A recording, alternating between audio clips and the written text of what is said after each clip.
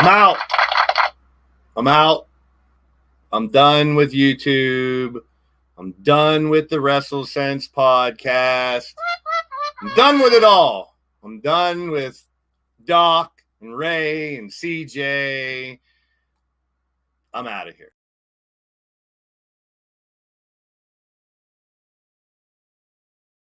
Psych! Hey, everybody, what's happening? We are live for another WrestleSense podcast. And, yeah, we got a lot to talk about. It's going to be fun. We're ramping up for the end of the summer. You know, it always happens. Summer is the time for wrestling. They always step it up. So we're getting ready for some big shows. And we got some people in the chat I need to recognize, of course. Wally. Good to see you. Hey, I only got a couple more days to be 49 until I'm 50. So I'm getting my cane ready, and I'm getting ready to be an old man here in a few days. Monstar knows all about it. He's like 75 years old already. So big shout out to him. Crushing Kelly, thank you so much. I appreciate that. That's what I'm talking about. Thank you all the moderators and everybody helping out the chat as well. William Kenna's here every week. You got to love that. Greg, we're leaving. We're done, Greg. I'm so sorry. We are done. We're out of here. We're out of WrestleSense is what we're out of. We're out of our fucking minds is what we're out of. I'm out of monetization because I felt like cussing. What's up, Hot Wheels in the building? Good to see you. Yes, keep those thumbs up coming here. And Nightbot will also drop the link. Make sure you guys go check out the Hardcore Sports Network as well. We're live over there also. And I appreciate each and everybody stopping in. Go over to Hardcore Sports Network. Check out the show there as well. Hit the thumbs up. We're looking for watch time over there as well. Trying to grow these two channels, and appreciate all the support you guys have given. Marley Good is in the building. The Burnout is here. Good to see you, my friend. Lady Devil in the house. Big shout out to you as well. We got Andy Price. Yes. Yeah. We'll touch base on the G1 Climax for you, my friend. Yes, I'm on my back porch saying, get off my lawn. Fuck Fuji. Stompy is in the house. NAW, my friend. Great to see you. Big shout out to you, my friend. We got Johnny Boston in the building. Welcome in. Hit those thumbs up if you're digging what's going down. If you like professional wrestling. This is WrestleSense. Everyone has their WrestleSense. You're allowed your own opinion. Cheer who you want to cheer. Boo who you want to boo. Like who you want to like. Hate who you want to like. We don't care. Everyone's entitled to their own opinion. Not like other places that tell you what to think and what should be and what shouldn't be. We're just a bunch of dudes talking about wrestling. You know what I'm saying? And we appreciate each and every one of you along for the ride. Speaking of people always along for the ride, and I appreciate them. My man Doc is in the house. What's up? What's going on? Sort of an interesting week in wrestling. Kind of. Docomania is running wild, right? Hey, Hulk Hogan is 70 years old. I wanted to wear this for this guy. You know, I mean, regardless of what you think of Hulk Hogan, I could care less. Yeah. The simple fact is the character Hulk Hogan, not Terry Bollea, the character Hulk Hogan when I was a child, you know, one of my biggest influences. So a lot of people hate on Hogan. A lot of people hate on Vince McMahon. Up, Kelly. Truth be told, if we didn't have Vince McMahon and Hulk Hogan, I don't know where wrestling would be right now. I mean, it set the precedent years and years ago when the first WrestleMania and all that happened. So, love it. Monstar, what's going on?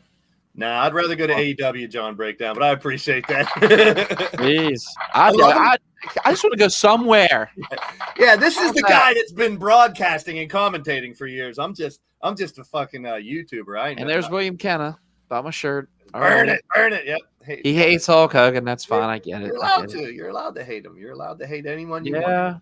Yeah. I mean, what I'm hearing, what Jesse Ventura just admitted a little while ago, not a little while ago, but probably about a year ago, maybe. I think he had a news thing, and he said Hogan's what stopped I think it was the union for wrestlers or something. Like Hogan was the one that kind of and that kind of hurt me a little bit. I'm not going to. Doc, as someone who's in the business, commentating for 3 or 4 companies, thinking of it in the big spectrum, do you think a union for the boys and girls that wrestle would be good or not? I think it'd be cool. I think it'd be pretty awesome. You know what I mean? A lot of people wouldn't go out hurt. You know what I mean? Get released.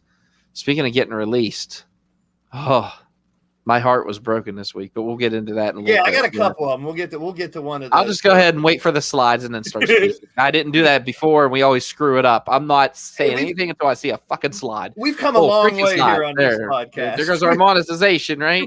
We've come there goes our 50%. There goes our 50 cents. Ray's the one that's always predicting the future. He always brings up something that's on a slide 5 or he's like in Nostradamus. So we're probably going to have Ray stop by. CJ's on the shelf tonight. We wish him the best in his recovery and everything too. But tonight, let's make some sense of, I don't know if we can, but let's try to make some sense of wrestling from the side from this week.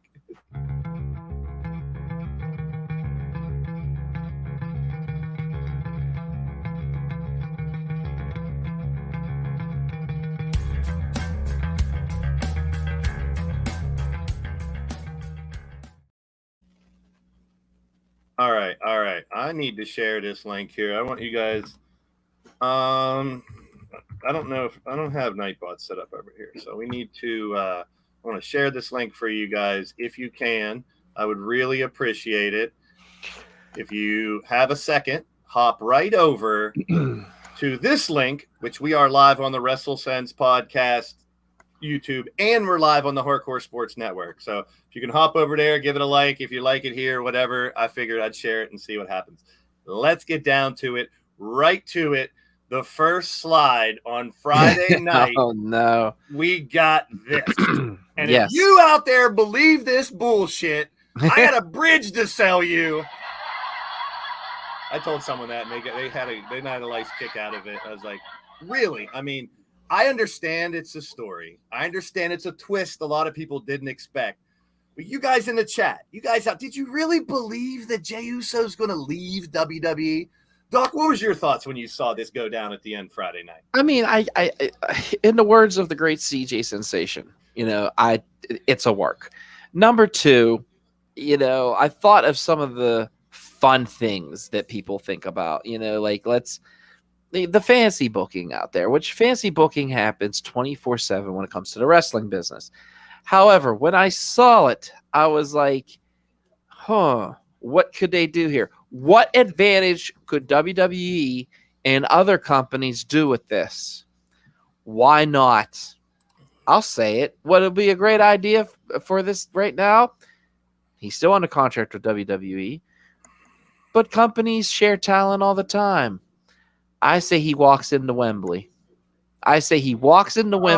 Don't be one of those, Doc. And am I saying it's going to happen? Not at all. Not 110% is Vince going to let any of his cash cows go to the other farm. Exactly. However, what I'm saying is, as someone who thinks, man, that would be a fun idea, who everybody on that chat and everybody around even says, hey, let's fancy, what if? What in another world, another dimension, another multiverse? Yeah. There, another multiverse, could this happen? And what I'm trying to say to you is, what if? I get it. I get what if. And here, let me clear the air first before anyone calls me a hater or anything like this. I've supported and pushed that the Bloodline storyline is the best storyline in wrestling in a long time. I've said that nonstop. I still think it is, though. I still think it is. I slightly think MJF and Adam Cole at this point is more entertaining to me. Here's what I'm afraid of, and we'll get into why I'm afraid of it right now. I'm entertained more because I'm afraid of this. Okay. First of all, we heard Rikishi put out that he was going to be a referee at Payback. Will they push for Jay and Jimmy at Payback? No, they're waiting till Mania, it looks like. Yeah. Which is months. So taking Jay off of TV for a while and bringing him back, no big deal. I don't mind that. It's a little bit different. Here, we're not going to have this. If it's going to happen, it's going to be, 7 months from now at Mania? And that's a long time. I know this. I know, who was it, Heyman or someone who said we're in the third inning of the Bloodline. So no problem with that. Here's the problem that I have with it. Okay. When you get to the fact that people are doing this, whether it's tongue-in-cheek or not, realistically, it's funny to me. It's not happening. He's not going over there. But yes, Doc, I agree with you. It would be a shocker if they would let one person go over to All In. This would be the all one it needs. All this needs right here is for the Forbidden Door just to get swinging. And that's what everybody wants, is a forbidden door to start swinging, especially when it comes to the two powerhouses, WWE and AEW. Yes. This is what people want to see. However, am I delusional? Do I think it's going to happen? Fuck no. Do I believe that? As long as Vince's heart's beating, it ain't happening. Yeah, as long as Vince's heart's beating and he is like, he knows what the hell he's doing, or not really. No, he never knew what the hell he's doing. That was for you, Bret Hart. But what I'm saying to you is, I just I don't know. Like Vince is not gonna budge on this. No, he's not. But I just feel that, like, with the fantasy people out there saying all that would be great. See, this is what I was praying for. This would be amazing if he came in and said, I don't have an opponent, and here he come walking in and was like, yo, dog, I ain't going nothing. Yes. We'll get to the All In discussion later. It would be a fun match. I probably should have had this slide first, but this is where I was getting at. This right here. So get ready, people. For the next 7 months, you're going to get Jimmy, Roman, Solo, Roman, all four, a three-way, a tag match. I don't want just these guys fighting each other for 8. But there are more people out there, though. I mean, they can utilize more family members. They just have to get signed. If what I'm saying is, if this is what we get, then I'm disappointed. If we don't bring any other members of the bloodline, if we don't see Roman fight other people, or see Jimmy or Jay or even Solo fight someone, if all we get is the bloodline fighting each other for 8 months, will you like that? Buddy. Do you know what I'm talking about? That's what would bore me. Okay. Hold on. There is somebody that agrees with you, I think. All right, just real quick. Hey, real quick. Tell the viewers. Bodie here, starting JV defensive end, or lineman, whatever. What I'm saying to you is this: what's a better storyline right now in wrestling, the Bloodline storyline, or MJF and Adam Cole? Bloodline. Oh, wow, never mind. I thought he was going to agree with you. Thanks a lot, Doc. I really thought Bodie was going to say MJF and Adam Cole because he was laughing hysterically yesterday as I was watching the thing. Everybody says hi. So what I'm trying to say is this. It's the simple fact is the MJF and Adam Cole is more of a comedic way to get things over. And I love it. Don't get me wrong. I love what they're doing. It makes me laugh. It makes everybody laugh. However, the bloodline is bringing drama. It is bringing those roots. Everything that you can imagine is happening. And it's just funny to watch something that was a well-oiled unit in disruption. We've seen it with DX. We sure as hell saw it with the NWO. We saw it also with the Horsemen at one point, where Ole got pissed off and was like, fuck you guys. As a whole, the bloodline story's better. I'm just saying right now. I'm gonna start. He did pull the swerve on me. Jesus. Yeah. I thought he really was going to say MJ. I thought there's going to be 2 on Blazes Hill. No, there's only 1. And a lot of people twist because he's 50. As a whole, the bloodline story's way better because it's been going on longer. So much has happened. But I'm saying, as of today, right now, I'm more entertained because I'm afraid that's all we're going to get is these guys fighting each other. And the end game, what's the end game? All 4 of them get back together. Blood is thicker than water. They're getting back together. I don't know because the thing is, what if this right here is to establish each one? All of them could main event, I think, at this point. Well, then let me throw this at you. Go ahead. Let me throw this at you, Doc. Right, I watched the podcast earlier today, and they said, number 1, Cody should not beat Roman at Mania because whoever beats Roman will be pushed into this superstardom. Cody's already a superstar. So here's what I want. Do you think it's better for Roman to lose to Cody, or would it be better to Roman to lose to one of his bloodline family members? Cody. That's my point. To be finished. That's my point. Has to be finished. That's all my point is. I love the bloodline storyline. Don't get me wrong, folks. I think it's going to be to the point where Roman has nobody going into WrestleMania, and I feel that he goes into WrestleMania against Cody Rhodes. Obviously, we have the Rock talks. Who said he'd be a chief without a tribe? Who said that? Someone said he'll be a chief without a tribe. He said someday you'll be a chief without a tribe. Is that like Sammy or somebody? I think it was Sammy. Kevin or someone. One of them too, yeah. Do you think The Rock gets involved? You brought it up. Do you think The Rock gets involved? Eventually. I don't think they're going to do it in Philly. I really don't. I feel like Philly's not the smaller market. It's just a smaller market, which the price tickets are fucking amazing, people, if you haven't bought them yet. But I guess I'm crying myself to sleep tonight because I really want to go. I still want to go. I've never been to a WrestleMania. It is my dream to be at a WrestleMania. Me too. One day I'm going to make it happen. If it's not in Philly, then it'll be in Arizona. If it's not in Arizona, it'll be in Akron, Ohio. I don't know. What I'm saying is, the simple fact is, I see what happens. But what I'm saying is, with everything that's happening right now, you could take this and propel so many stars out of it. The Usos already are huge. The Usos are amazing. Hell, I still have my down since day one flannel that I got for free for being on WWE TV. Yes, that's a true story. I'll say it one. I'll tell true story. But for now, the simple fact is, I feel like Roman needs to finish the story with Cody.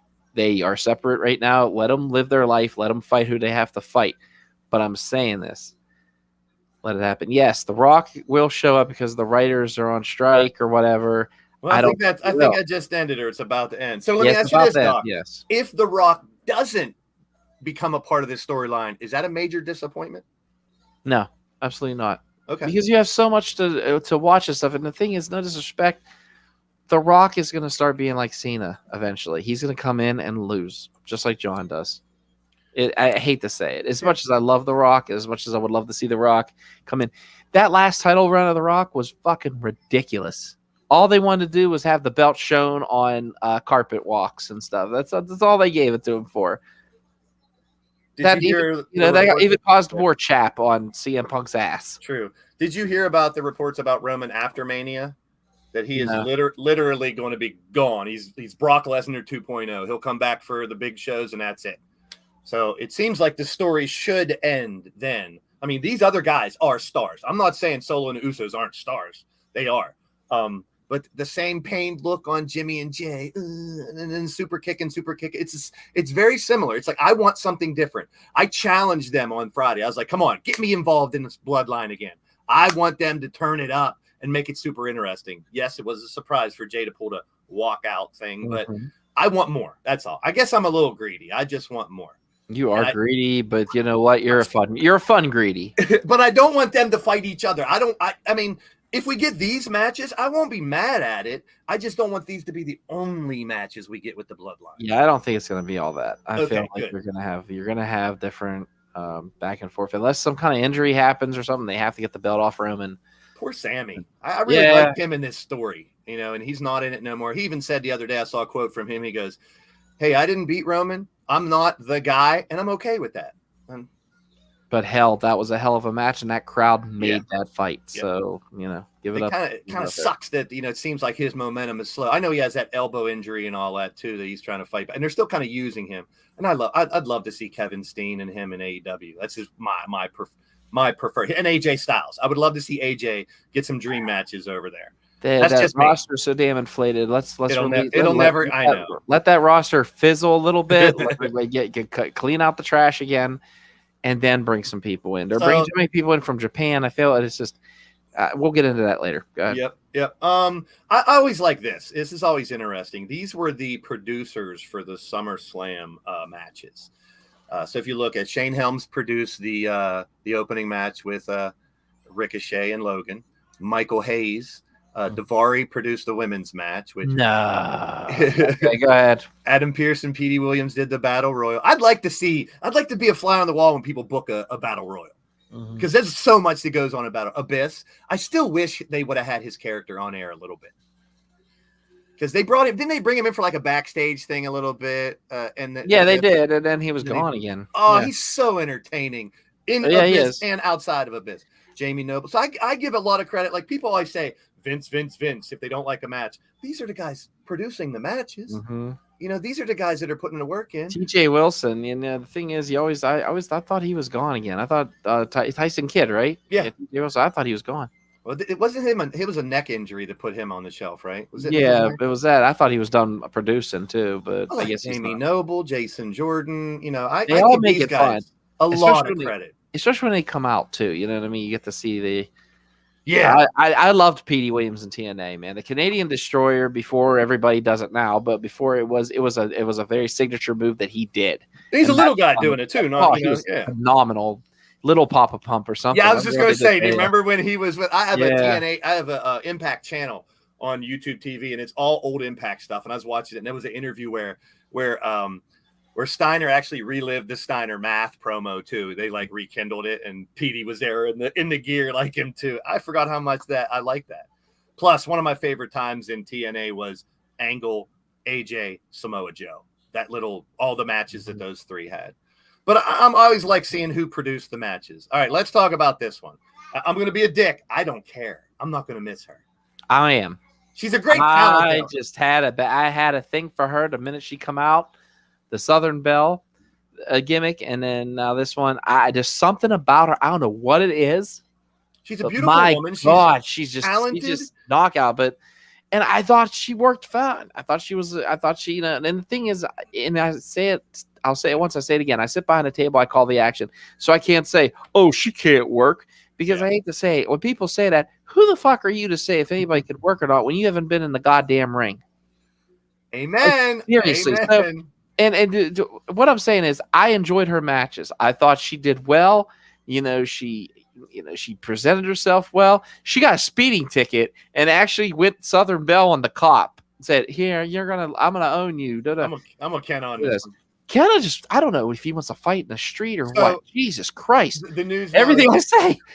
God damn! I thought we were friends, but no. I mean, it's just the fact that I don't know. Like, I feel that you're gonna see her. I don't know if you're gonna see her in AEW. You might see her in TNA. You might see her in NWA. The simple fact is, you're gonna see her again. You're gonna see her again. She's gorgeous, man. I don't know. I think it's more some fact that I thought. I don't know. Maybe it was. I mean, they tried to. Gav has a good point. If you put up Gav's comment real quick, Gav has a great point. A lot of people did not connect with her. And I was shocked about that, because she had a good gimmick with that Southern Belle thing. And then they did the army thing, and if she would have had like a very vicious finisher or something that really blew people away, maybe not stole Sergeant Slaughter's. Yeah. But if you see the tag there, she is opening a diner. That's what she wants to do, and she's already teasing an OnlyFans. People kept saying she got to be OnlyFans, and she's already teased that too. So her and what's her name? See, I forgot her name. From NXT that went OnlyFans, Mandy. Oh, Mandy Rose. Yeah, Mandy Rose. She can go show her tits and her vagina and have fun with that for a couple hours. Make some money for all the little kids jerking off to her, I guess. Speaking of little kids jerking off, look, there's Ray in the building. Oh, wow. Really? Speaking of little kids jerking off, that's the intro I get. Well, I just said that Lacey's going to make it. He's going to have her own diner. Everyone's telling her to do OnlyFans. Tell her to go. Her and Mandy can go have fun with little kids jerking off to her for a while. I'm not going to miss her. Doc liked her. He enjoyed her. I don't really give a shit. I don't think it changes anything. Did you care at all, Ray, about it? Doesn't Lacey? Change anything. It's just a missed opportunity. She was a good worker. He can say that. He's been in the ring. Yeah. She wasn't a bad worker, dude. The biggest problem they had was character with her. They switched her heel to face 8 times. Big Show. They started the American gimmick thing with her, but when you have Sergeant Slaughter shitting over the fact that she's stealing the gimmick, they either needed to bring Sarge in to manage her or cut the gimmick, and instead they tried to force it, and that made the crowd shit on it, because the smart marks who care about the history of the business were like, and then the fact that it was inconsistent, like she'd be on TV for 2 weeks and she'd be off TV for a month. You can't build a brand new gimmick that way. It has to be consistent. So that's the biggest missed opportunity. She's a beautiful girl. Yeah. I'm sure she'll make a mint if she does OnlyFans. Yep. I was seeing a lot of stuff on there about people saying she shouldn't do it. I mean, she is a legit military vet, a college graduate. Yep. She could have a future in politics if she wanted it. A bunch of other shit, but that's neither here nor there. The bottom line is if she wants to be a wrestler, she would thrive in a company like Impact. Yeah. Where they put a little more emphasis on women's wrestling. Yes. 100%. I'm going to talk about a little bit more women's wrestling here and new gimmicks. We know Becky and Trish were taken off of that pay-per-view. And Triple H even was questioned about it in the scrum, and he said, if you get lemons, you make lemonade. So now Becky has run with that gimmick, and she now has the second best selling T-shirt in WWE. What do you guys think of the lemons and Becky? She even did the Triple H spit with the lemonade when she had the lemonade last week. Yes, no, maybe. No thoughts, don't care. I mean, it's just I didn't know about this. Like, I'm very ignorant in this subject. I saw the lemon. I was like, I don't get the lemon. What's the lemon thing mean? Well, that's because they didn't explain it. Triple H said when you get lemons, because they said they were upset. What do you say when that these two are upset they weren't on the card? And he goes, well, they're never supposed to be on the card. And when you get lemons, you make lemonade. So she's running with it. Well, I mean, if you're Becky, you have to understand. I mean, if you're Triple H, you have to understand where Becky's coming from. This has been a consistent storyline with one of your top faces of your women's division in Becky Lynch, one of the top all-time faces of the women's division in Trish Stratus. This has gotten a ton of TV time. To me, this should have been blown off on SummerSlam, not on an episode of Raw. So I don't want to get into her and Trish yet. I do. We're going to talk about Raw. So hold that thought, Ray. All I'm going to say is I completely agree with Becky's sentiment that it ain't right. However, Triple H has a new philosophy. He explained this, I think it was with Ryan Satin, that he doesn't want to make only the pay-per-view or only the premium live event be the show where everything gets blown off. He wants to blow off storylines on regular shows. He wants the go-home episodes, especially of premium live events, excuse me, you got to use their terminology, to be just as important and basically be a part of the show instead of just a go-home build. So by that means, I could have seen it being, but then it was pushed to after the premium live event. So that kind of doesn't fit his whole spiel there either. So, I mean, I think it's a convoluted thing of like, there ain't a right, there ain't a wrong. I would have much rather seen it on the SummerSlam if it was me. Yeah. All right. Now let's talk about this little tidbit popped up. I didn't know anything about it. And I'm very interested to see if they're going to use it, if this is real. Karrion Kross possibly getting his own stable, even though Prophet spelled wrong. The way he's talking about his own disciples, he's not alone. Karrion Kross with his own stable. Ray, what do you think about that possibly happening? And if you could, anybody you'd think that would pair with him? Or here's the issue. Kross has fallen flat on the main roster. It just is what it is. Do I think he has talent? Absolutely. Mm-hmm. Do I think he could be something great? Yeah. The biggest problem is the presentation of NXT Karrion Kross. The monster with short matches, explosive, everything was great. Could it evolve into something more? Yes, he's a good promo. He really is. The character's decent. It really is. The problem has been in the execution. This character is not meant to have, at this point, 30-minute matches. He also can't have 50-50 booking. This type of character can't drop a match on SmackDown just because. He needs to be blowing over people. He needs to be, dominant in his matches. And when he does lose, it needs to either be a major blow off of a feud, or it needs to be like he's disqualified because he won't stop beating somebody or choking somebody. Yeah. Or, something along those lines that when a loss does come to him to give the babyface the rub, it has to kind of be protected, because this kind of character of this dark, I'm going to ruin your life, blah, blah, blah. It can't just be a 50-50 regular guy. Yeah, who'd he be? AJ Styles the other night or something? And which I love. AJ beat him. I mean, yeah. And I'm the biggest AJ mark there is. Yeah, I think he's fucking amazing. But like when Karrion came back, and we're like, oh, all right, they misused him. They're going to fix it this time. He walks right into, attacks Drew, tells Roman Reigns, TikTok, yeah. Yeah, and then nothing. And done. He's constantly picking fights and loses. Gab's right. He's picking fights and then losing. So, and that's the thing. They booked him 50-50 with Drew because they wanted to keep Drew strong for the Castle stuff, and that ruined the character right from there. Because how is he believable? Yeah, Doc. Who would you, if Kross could have someone with his faction? Who would you align with him? Some people are saying like Bray comes back, and that would be Kross being part of Bray's faction. But who would you I was think gonna say, because if you put those two together, there has to be one head chef in the kitchen, and neither of those two could be it. So somebody that I know, LA Knight's another head chef that you can't put in that kitchen. Bobby, I mean, I see not Bobby Lashley. But as I'm looking at this, and I'm thinking of all the people in WWE right now, the roster, get some lost souls. And what I mean by that is get people who have talent that have been lost in the who've been lost in the shuffle. I would love to see. Oh man, Atticus Black beat me to it. Gacy and Schism, bring them up. Schism, excuse me, bring them up. Schism.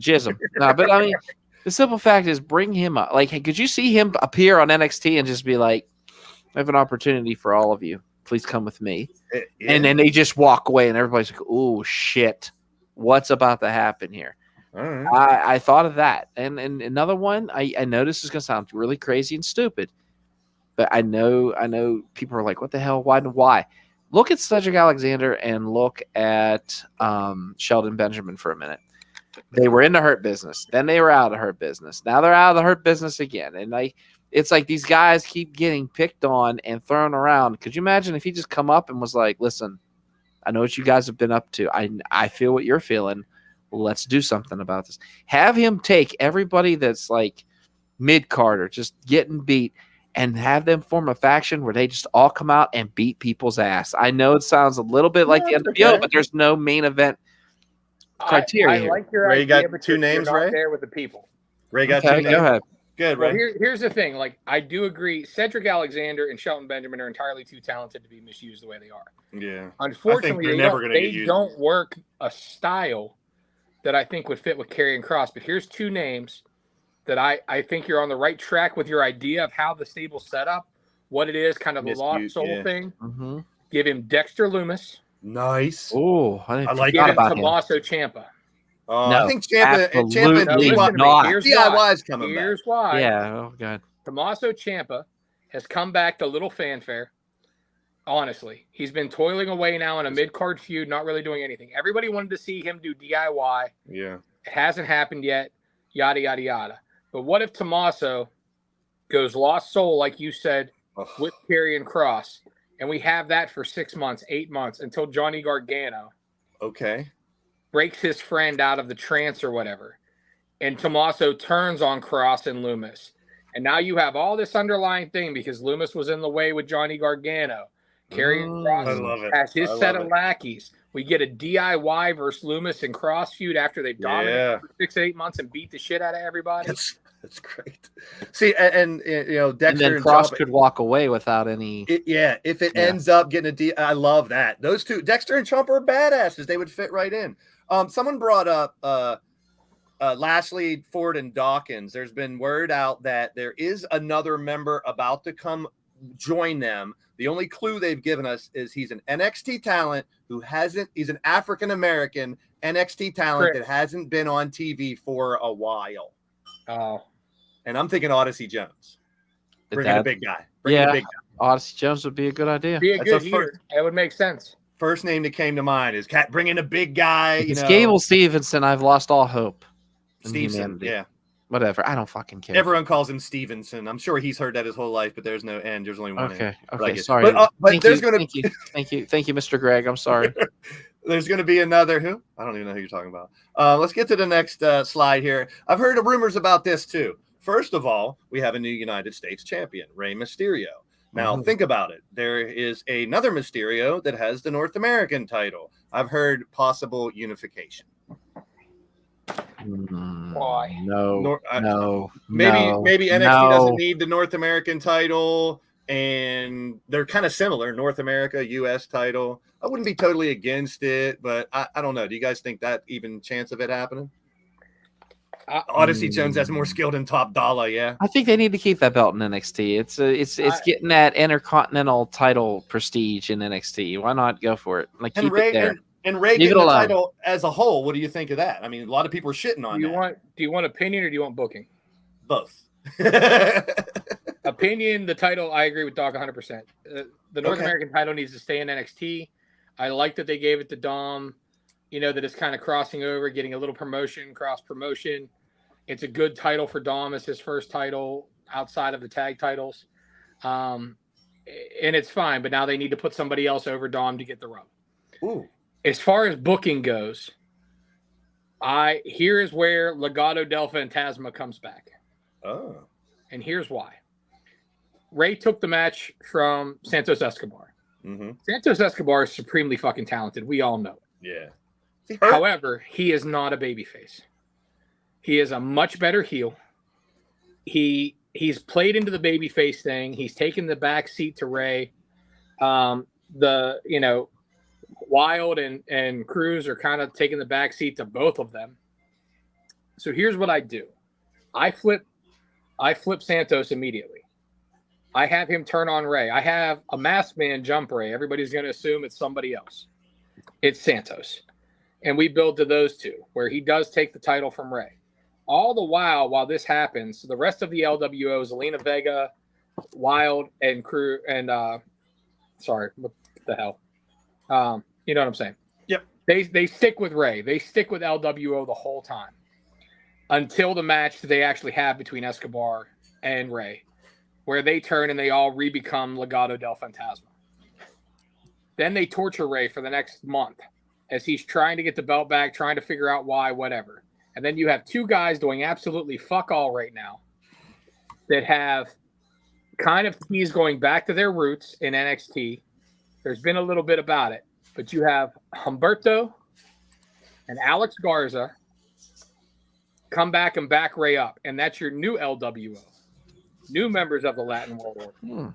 And we have a nice little gang warfare. It brings another tag team back. It lets Legado del Fantasma, who has one of the best entrance teams, a great name, and lets Santos kind of finally bump up to what they want. What they wanted out of Escobar is a main event Latin talent. He has not been that in the LWO. He can be that if he goes heel and feuds with Ray, and Ray does the right thing for business, which Ray does. Yeah. Ray's come out and even said, which I like, he said this U.S. title is the LWO's. So, I mean, that would be a nice way to kind of break it. It's not really, he said, it's not mine, it's the LWO's belt. So I just heard rumors about unification. I wanted people's thoughts. I kind of feel the same way. Don't mess with it. It doesn't need to be messed with. Let's go back to Raw and the two big matches that were on Raw. We talked a little bit about Becky earlier. Her and Trish, and then Zoe Bard. Zoe ends up in the back, and then now we got to wait, and it's going to be a steel cage. I don't mind. Just have a steel cage with them in the fucking first place. I'm over it. And Cody and Finn are two of my favorites. It was a good match. I don't have a problem with it. Which did you guys have any? Doc, you first. Any thoughts on either of these matches on Raw? Cody and Finn were awesome. I had an okay time watching that one. Becky versus Trish is getting annoying. It's just getting to the point where just let it die. I don't know, when he announced that cage match, I was like, are we going to see Booker T and Chris Benoit again, best of 7? Oh, I don't want to. Hey, big shout out to Grandma Daisy, a new subscriber. Appreciate that. Grandma Daisy. Thank you very much. Hit the thumbs up. Hope you enjoy the show. We're just talking wrestling. What about you, Ray? Would either of those matches, any comments, anything about Raw from Monday? I agree with Doc. I've seen enough of the Lynch and Stratus stuff. It should have blown off at SummerSlam. Yeah, I'm with you on that. The fact that it just continues to roll. I would like to see Stratus and Stark leave the Becky feud. I'd like to see Stratus stick around. I'd like to see them go for the tag titles. Zoe is raw but awesome. Zoe is raw but awesome. And I think having Trish with her, if we can have her with her for another 3, 4, 5 months, would just be great to help build her and get the character along. I like Stark being part of it, but yeah, I'm kind of over it as well. We'll see. As Cody and Finn go, it was a great match. They're great workers. My biggest problem is they have fucked Finn Balor. Yeah. So bad. Yeah, he should have the belt Seth has, in my opinion. That's just me. He held a 7-year thing and all that. 2 shows ago. Yeah, I agree. I wanted it at Money in the Bank. I wanted it at SummerSlam. He needed the validation. They didn't give it to him. And right now, all he is, he's your upper mid-card job man. Yeah, that sucks. That sucks to even hear that, knowing what Finn can do. Let's talk about the guy who created Judgment Night, and now the rumors that he is retiring. Is it a work? I don't think this can't be his last match. You got to put his final match on a pay-per-view or PLE or something, right? I mean, is this his last match, Ray? What do you think? Where is this Edge story going? He stated the last one's contract or something. He stated in an interview last time they were in Toronto that he wanted to retire in Toronto and that it would probably be the next time they were there. Oh, he did say that, and I think that's why all this speculation is going around that he is. And then also we saw the promo with Sheamus is the reason I'm back and found out I could be back. So, I mean, in Edge's booking mind, the catalyst to him coming back could also be the ending to him going away. But do you believe, and I'm just throwing this out there, do you believe in your heart of hearts for one fucking second that while this man can still work, that he's just going to walk away? Someone's going to attack him. I'm not saying this might not be his last match in WWE, but you don't think the appeal of ending it with either Christian in a tag match against the Hardys or against Christian or something is just too appealing, whether he waits out for Christian's contract to be up with AEW? You're saying we got a better chance of Edge going to AEW than Jey Uso, like we talked about before. So even if he takes time away again, and then like him and Christian come back once Christian's contract's up for like one match at Mania or one match at SummerSlam, and then they retire. I just can't. While he might go away for a while, I can't fathom neither that this is it. Doc, is he done?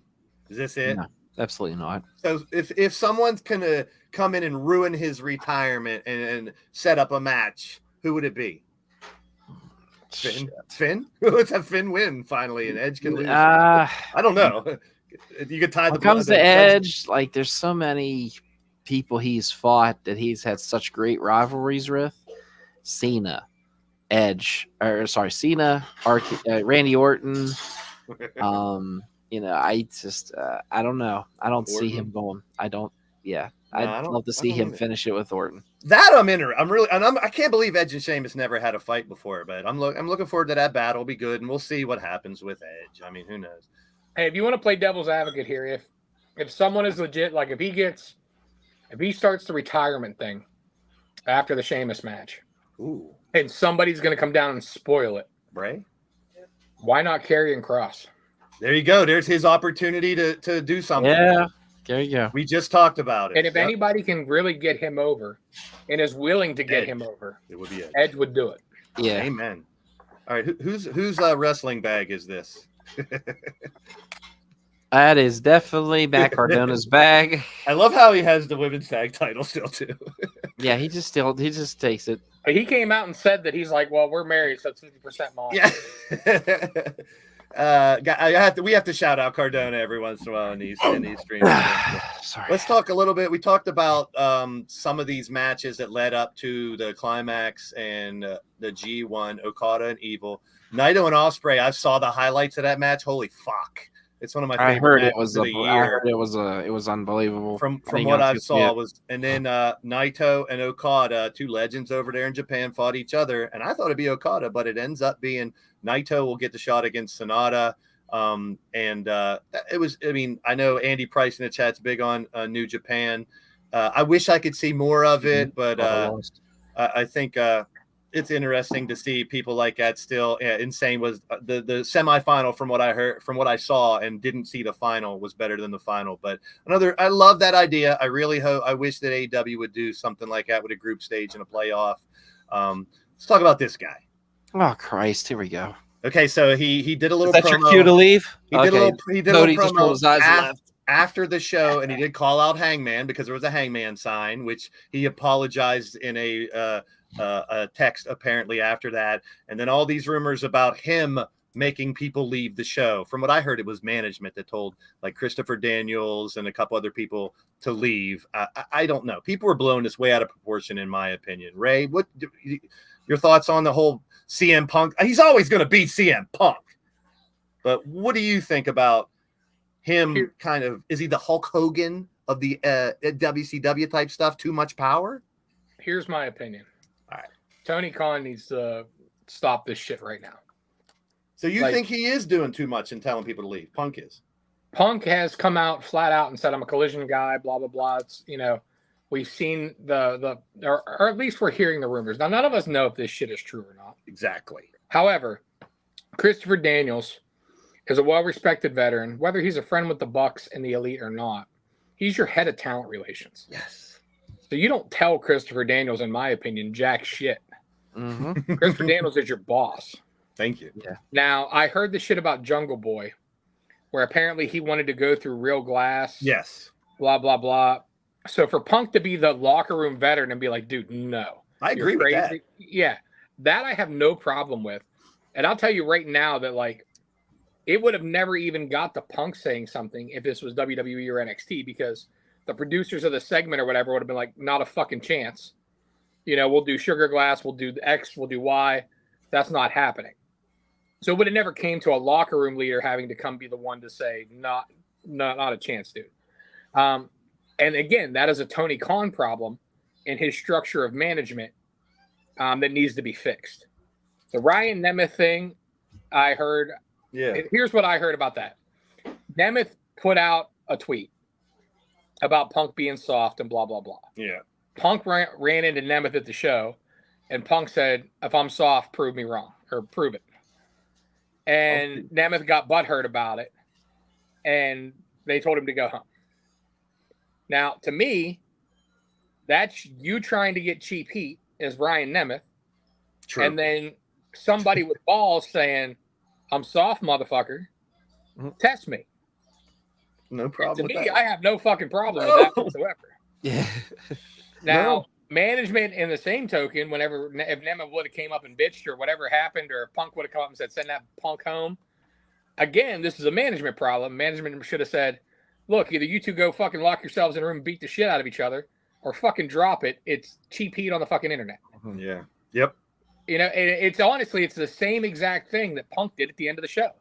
Punk said he was trying to get cheap, jump the rail heat on Page. That he didn't really mean any of that. It was just trying to get heat or whatever. That's all Nemeth was doing. Nemeth is a lower card guy who's trying to get heat off Punk's name whenever the shit was hot. If anybody should understand that, it should be Punk. Mm-hmm. So you want to poke him about it a little bit? Sure, I don't have a problem with that. Rib him up a little bit. Tell him to, but then drop it and let it fucking go.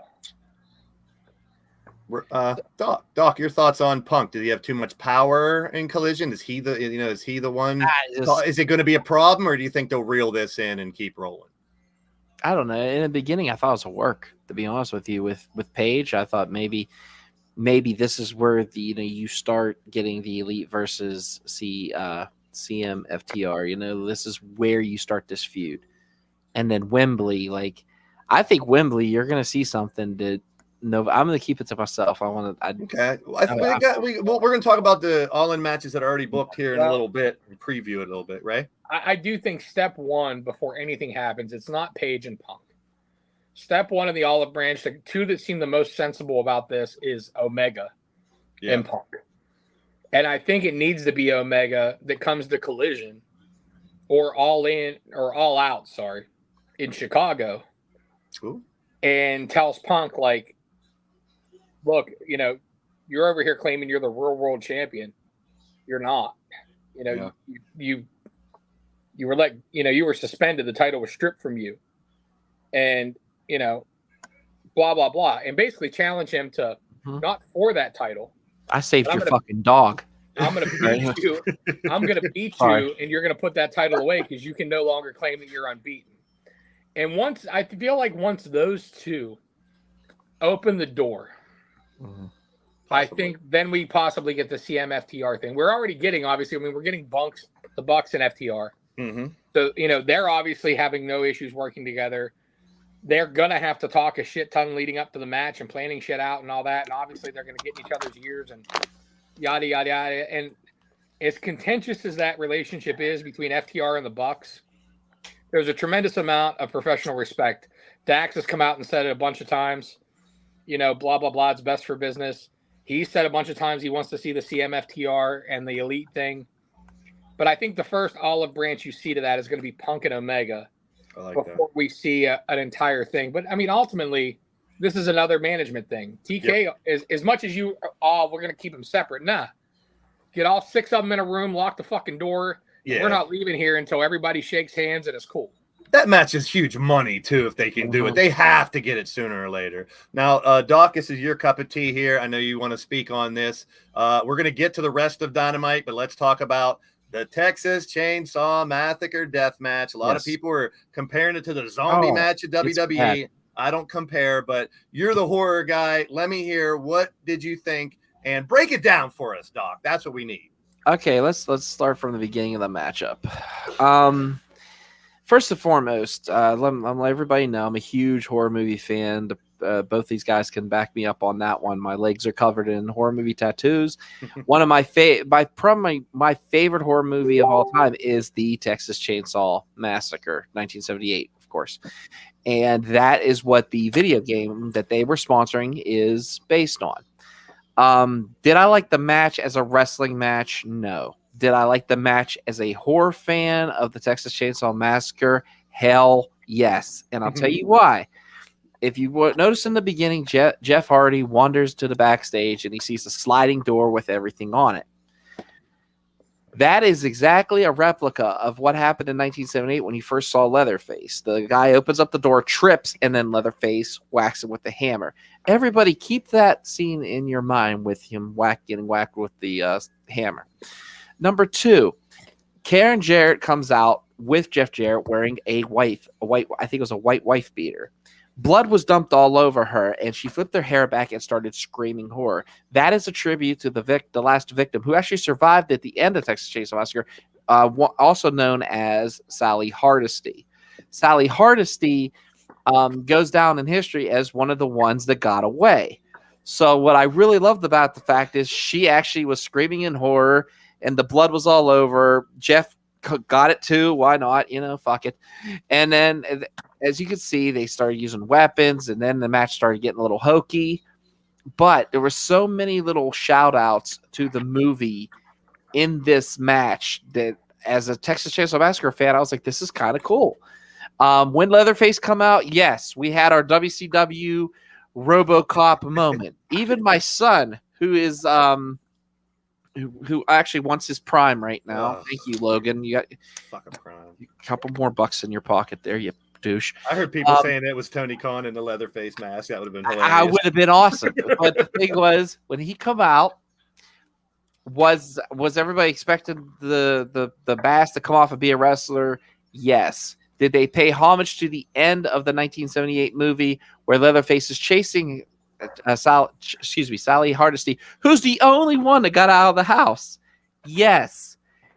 Karen did an okay job as Sally Hardesty and ran away. I love Jeff's paint. He had the Leatherface paint going. I thought that was really cool. And at the end, what was the finish of the match, if everybody remembers? Oh, yes. Jay Lethal with the hammer, knocking Jeff Hardy out. 1, 2, 3, paying homage to Leatherface's first victim. When the guy goes in through the sliding door, trips, and one time, dude starts, and then Leatherface, all Leatherface knows, being grown up in a slaughterhouse environment is, well, if it's shaking, it's still alive. Thump, door slams, and I thought that was awesome. I think Jeff Hardy was actually supposed to open that one part, and then here come Jeff. So what I'm saying to you guys is, was it a good match? Absolutely not. Was it the drizzling shits? Of course. To quote the great Luke Hickson, a.k.a. Adam Montgomery, yes, it was the drizzling shits. However, just the homage to the Texas Chainsaw Massacre, I dug that. I dug that part. If that makes any sense to anybody, fine.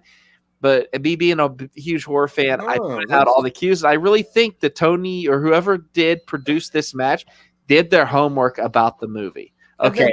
And Grant, I'm sorry. That's a good point. I didn't know any of that stuff. And it's, to me, it is what it is. It was a gimmick match. And yes. I didn't know any of that stuff. That changes the light of it a lot. And I think, the video game that they're promoting, and which is available at 9:00 tonight for anybody that has pre-ordered it or has it on Game Pass. Go ahead. The other thing I definitely want to mention is over $100,000 went to the Maui victims because of this type of match and all the donations and stuff. So it was for a good cause. It's a little comic relief. It was a promotion for something else.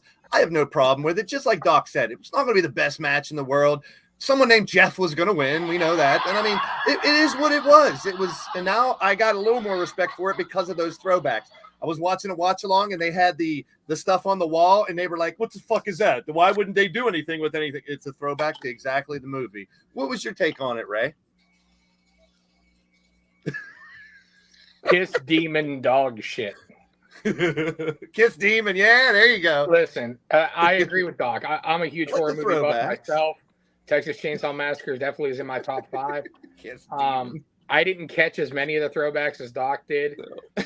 However, like, we had a Hardy and a Jarrett in a street fight. You knew it was going to be a clusterfuck. Yeah. You knew it was going to be Brother Zay and Matt and Ethan Page and Satnam Singh and Sanjay Dutt. Could it have been produced a little better? Sure.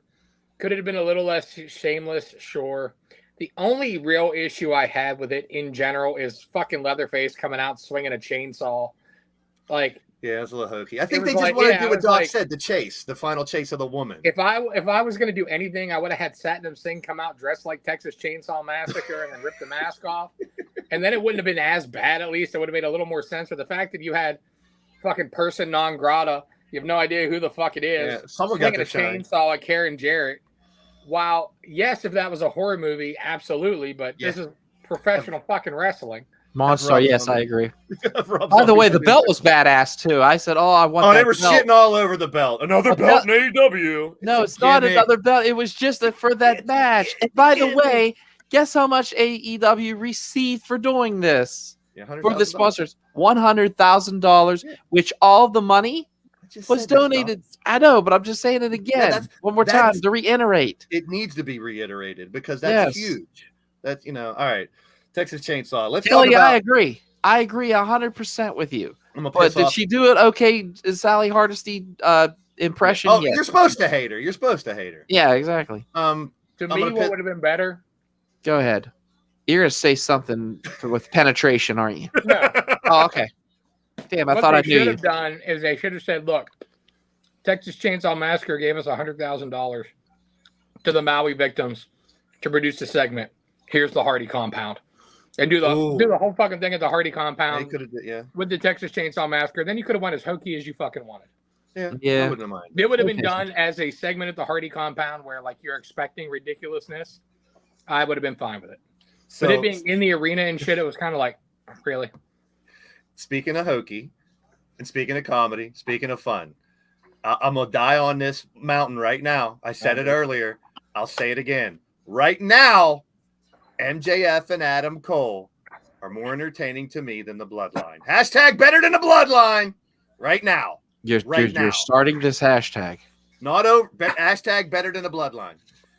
Just to piss people off. Now, I said it earlier. Bloodline story's phenomenal. I want it to be better. I'm not knocking it. This story got me. This story makes me laugh every week. It makes me wonder what's going to happen. I still think it's Cole turning on MJF. People were shitting on, why are they going to have a match in the pre-show? Because it's going to set up the main event, you fucking moron. Yeah, that's when the turn happens. Yes. But who's going to turn, Ray? Is it MJF on Cole or Cole? I agree with you. It's Cole. Because that's what we're not expecting. And then the heat for that main event will turn up. It makes sense. It makes WrestleSense to me. But a lot of people are like, why did they have him fight twice? Just watch and find out. If I was booking, I would have them win the titles. I wouldn't mind that at all. Now, I hate to do it to Aussie Open, but I don't really give a shit. I'd have them win the titles. And while they're standing there, center of the ring, hoisting the titles, I have Cole just swing for the fences and take MJF's head off with the belt. I love it. Outback Steakhouse, trampoline not park. A word after fun. That. Not a word after that. MJF is back in the back thing. He's fucking, defeated because not only is he bleeding from the belt shot, they're wrapping his head, but he lost his best friend. And you have a full double turn, hardcore before that main event, Cole comes out to a chorus of boos because everybody's favorite gimmick is ruined.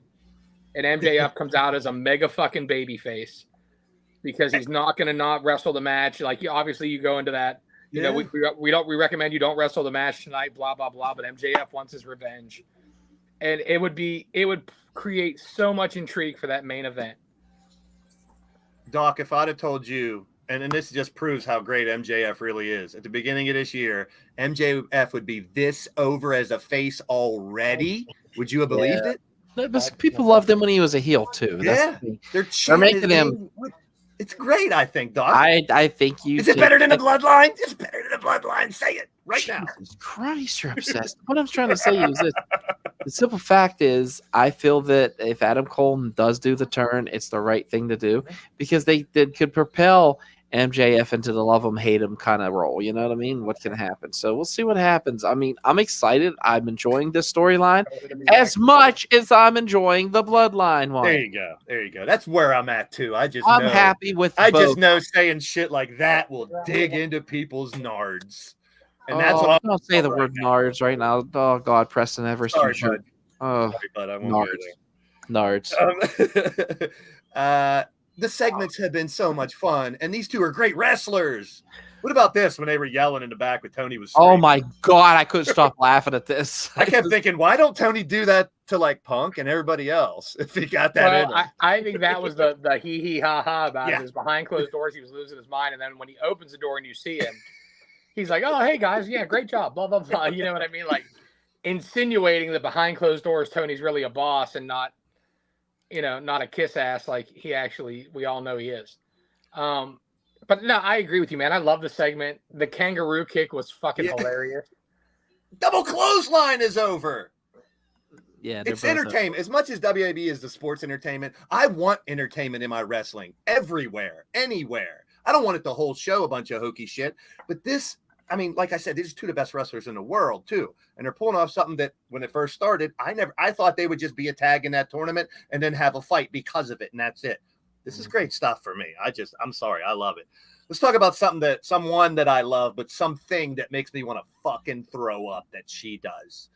Paige was awesome. Saraya, you're beautiful. You're not as good as you used to be, but why the fuck would you put mayo on a pizza? Oh, really? She likes mayo on her pizza. Oh, hell no. No. No. You also put Brad Maddox. Mayo on Brad. Nah, come on. Let it go, man. She's done with that. There is a threesome on the screen, so she's used to those too. Not cool. Mayo on a pizza. I mean, I don't mind the pineapple thing that people get pissed off about, but mayo. Ugh. All right. That's disgusting. Yeah, that's disgusting, but she's gorgeous. She's fucking allowed to do it. We're going to talk about her match. I think she walks out. Better than pineapple. We'll get there. We'll get there.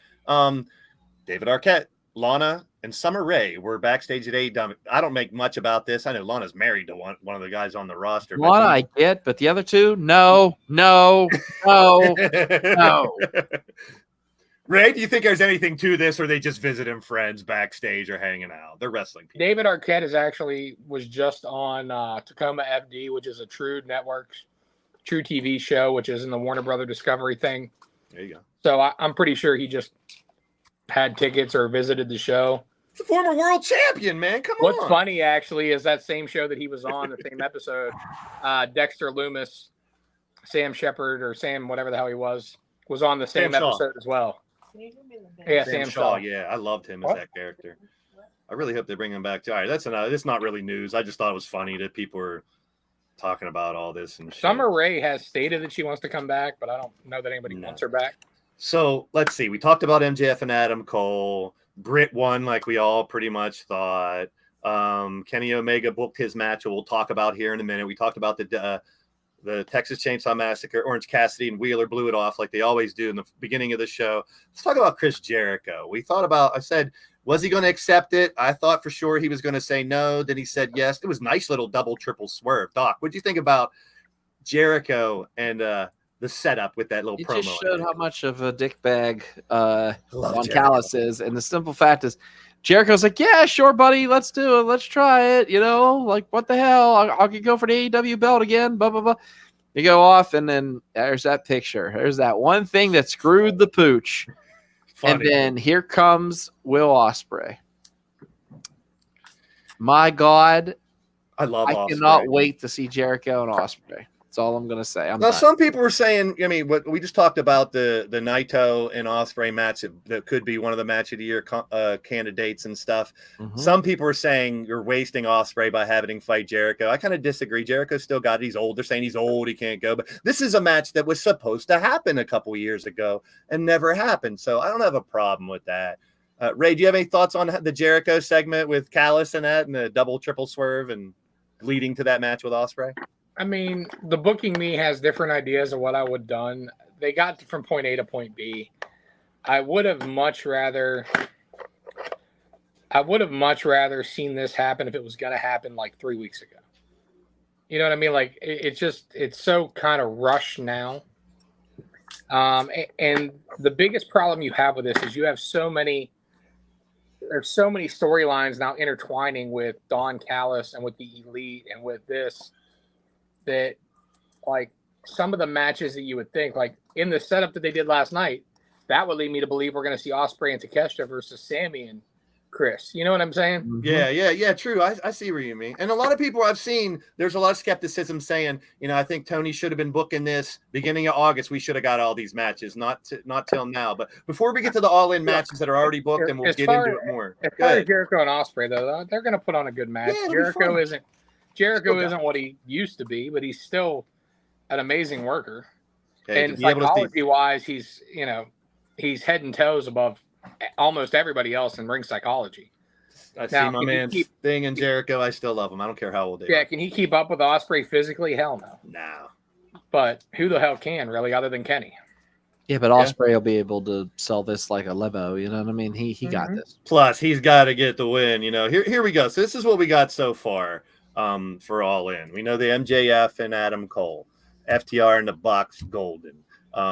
They just finished it. Now Omega's interview ended up with him, Ibushi and Hangman versus the Golden Elite. You got the Ospreay Jericho, you got Sting and Darby. That's a casket match. You got the tag match, and you got the Stadium Stampede in Wembley. Holy fuck. I'm down for that. I don't know who the two other guys will be. It's interesting, but Ray, it's actually three other guys. Oh yeah, I can't see the other one. Three others. So Ray, right now the card. I know a lot of people are saying, like I said, they should have been booked earlier, but I think it's shaping up. What match are you looking forward to the most? I guess because we're going to cover them all next week before the show, a lot in depth. I mean, I'm evenly between FTR and the Bucks and Cole and MJF. FTR and the Bucks, we know are going to tear the house down. Hell yeah. Cole and MJF is going to be great. I can't wait for it. And honestly, the Golden Elite versus the Bullet Club Gold is going to be a great match just because of who all's in it. I mean, it's all going to be good. Sting and Darby, that's more just gimmick, man. If you look at this, it's what they want to do to sell that last bit of tickets. You have your biggest star power in there. We're going to have Punk and Samoa Joe. So you're getting Punk on the card. We're going to have Sting on the card. We're going to have Jericho on the card. We're going to have all these titles on the card, obviously. They're trying to put their best forward. So I expect on Collision there to be, them to, verify the Punk and Samoa Joe match after the end of last week. And I mean, that's probably your card because we're going to end up with 15 or 16 matches. This is Tony Khan. I mean, I only need one or two more. I think they get like a battle royal in there, so you can get like the Brian Cages and the Wardlows and stuff. Let's talk about Wardlow real quick. Are they wasting him? Where is he? Well, here's the problem. Okay. If you remember, whenever they did the Will Hobbs thing, with him breaking into his car, that was just to cover up for the fact that he didn't have gear because he legit had his car broken. In doing that, his ID, social security card, birth certificate, passport is all gone. They were all stolen. He can't travel. Shit. He couldn't go to Canada. Okay. So they had to take the belt off of him and write him off because he couldn't go to Canada. Wow. And now the problem you have is, do you bring him back? Like, yeah, you bring him back, but you're in the build for All In right now. So you were in Canada till last week. True. I didn't think of that. So do I expect him to be back soon? Yes. Is there heat? No. It's legit. From what I've seen, he got his shit stolen and couldn't go over the board. Yeah, there's just so many people saying, where's Wardlow? They're misusing him. He's going to WWE. I'm like, get the fuck out of here. I didn't know that. I knew about the break-in, but I didn't realize that all of his personal information was stolen. Makes sense. So like I said, we will get in depth on all these matches and the whatever more they book next week. I'm pumped about this show. I really am. I think they need to pull out all the stops. You got over 80,000. It's closing out the summer, and I'm pumped for it. I'm really excited for it. I think it's going to be a fun show, and that brings us to the end of the day.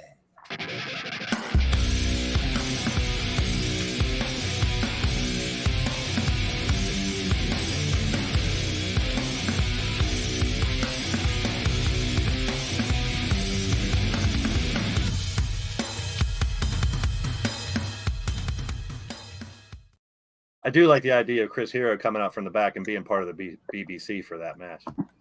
That would be pretty badass. Ray, at the end of the day, my friend. I saw David Finlay and possibly more Bullet Club guys coming. I'll be 50 next week. At the end of the day, I too am very excited about All In. I think it's going to be a spectacle. The only thing that sucks for me is that it's a noon start time.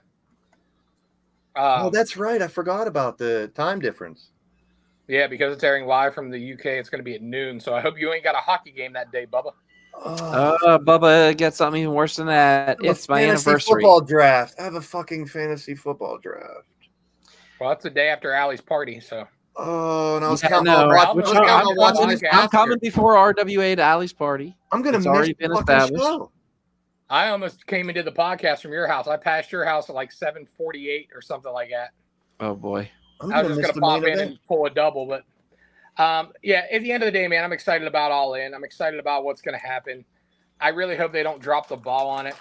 But as of right now, like we gave Triple H so much credit for the booking that he's done, but I feel like we're starting to hit a lull with that. Mm-hmm. And I really hope that everybody, not just Triple H needs to find his home booking again a little bit, and Tony Khan needs to fucking grow a set of balls or hire a manager that has some balls. Mm-hmm. To run that roster.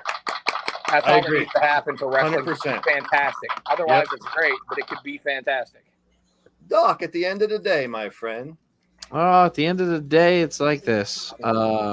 We have a lot of exciting things coming up for professional wrestling, especially in the AEW market. 2 pay-per-views back to back, basically, right? Am I hearing this right? I guess. What? So next Wembley, and then the next weekend isn't the next weekend Chicago, or no? All Out should just be on Collision. They should just have it free on TV. I don't want to pay for 2 pay-per-views in a row. I really thought they would have had a lot of money by now. I thought they would have tied them together. $60 for both, maybe 70. But hey, wrestling's wrestling. Love it, hate it. It's always going to be here. It's never going to go anywhere. So. I'm going to dedicate this part to William Canno. What you going to do, brother, when professional wrestling runs wild on you? For your boy Blaze McCoy, at the end of the day, I will have an LTDE Fed show coming up right after this. I will be 50 next week as I celebrate my birthday next Tuesday. And MJF and Adam Cole are better than a fucking bloodline. Better than the bloodline, baby. Oh, shit. Way better than the bloodline. We're out of here. So I totally was farting the whole show. I have this hole in my underwear, and it's making this weird reverb every time I let one rip. Better than the bloodline. I still can't believe you enjoyed the Texas Chainsaw Massacre. You deserve the shit out of your ass. That was the worst fucking shit ever. I love the homage that they played. I didn't say I like the match. Obviously, if you would just do me a favor and clean the shit out of your ears, you would have heard that. The Big Show fight at China buffet. Well, I mean, that would be like SD Jones versus Bundy at WrestleMania. Record time. They should have brought New Jack back from the grave and had his first match. Oh, that would have been great. As the Texas Chainsaw Massacre. He could have just kept stabbing him in the head. All right, people, see you next week. We're going to get all in next week. Fuck you. I'm an old fuck you. Peace. We out of here. I'm still farting. I can't stop. Where's the ketchup bottle? I always know it's about done when we see Doc and his fucking ketchup bottle. Hey, ketchup's delicious. It doesn't cause the pain that I'm going through right now. What about mayonnaise instead? Only on a Philly steak and cheese. Fuck you, JJ Rumham. Oh, don't start, because then he'll get mad. Why does Doc's ass smell like JJ Rumham's breath? Oh. Ketchup. Where's the Wait, here's the all about me section of the credits. Hold on. 1, 2, 3. Press the F, tell your mom. Ketchup. Oh, God. We're out.